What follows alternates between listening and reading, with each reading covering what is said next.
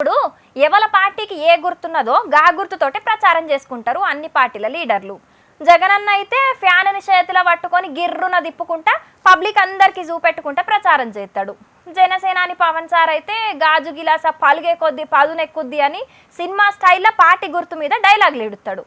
అయితే ఇప్పుడు చిత్రమైన ముచ్చట ఏంటంటే షాయ్ గిలాసతోటి ప్రచారం చేస్తున్నారు పంకపాటోళ్ళు. అగో పంకపాటోళ్ళు జనసేన గుర్తు షాయ్ గిలాసతోటి ప్రచారం చేసుడేంది అని పరేషాన్ అవుతున్నారా? మరి గదే మ్యాజిక్. అగో చూస్తున్నారు కదా పబ్లిక్, గీ తాతదాగే షాయ గిలాస మీద ఎవల పోటు ఉన్నదో. నరసరావుపేటకేంచి ఎంపీగా పోటీ చేస్తున్న అనిల్ కుమార్ యాదవ్ అన్న పోటు ఉన్నది. సత్తెనపల్లి నియోజకవర్గంకేంచి ఎమ్మెల్యేగా పోటీ చేస్తున్న అంబటి రాంబాబు అన్న పోటు ఉన్నది.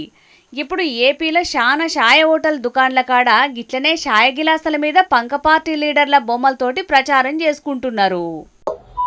ఎన్నికల నియమ నిబంధనలు అమలులో ఉన్నప్పటికీ సత్తెనపల్లి నియోజకవర్గంలో అంబటి రాంబాబు కానీ అనిల్ కుమార్ యాదవ్ కానీ నిబంధనలకు విరుద్ధంగా చట్టానికి వ్యతిరేకంగా కనీసం టీ కప్పులను కూడా మరవకుండా టీ కప్పుల మీద వారి బొమ్మలు వేసుకొని టీ షాపుల్లో పంపిణీ చేయడం చాలా దుర్మార్గం అని చెప్పేసి తెలియజేస్తా ఉన్నాం.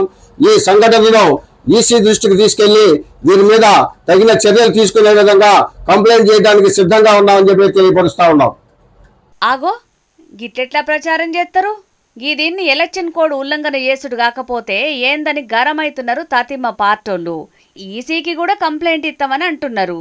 ఆగో ఎవరికన్నా గిఫ్టులు ఇస్తే గది జనాల్ని మభ్యపెట్టినట్టు అవుతుంది, ఎలక్షన్ కోడ్ ఉల్లంఘించినట్టు కానీ గిది ప్రచారం లెక్కనే కదా అని అనబట్టిరు పంక పార్టోళ్ళు. గదంతా పక్కన పెడితే షాయ గిలాసను జనసేన పార్టీ కంటే పంక పార్టీ బగ్గవాడుతున్నట్టున్నది కదా అని అనబట్టిరు గీ ముచ్చటెరకైన ఏపీ పబ్లిక్.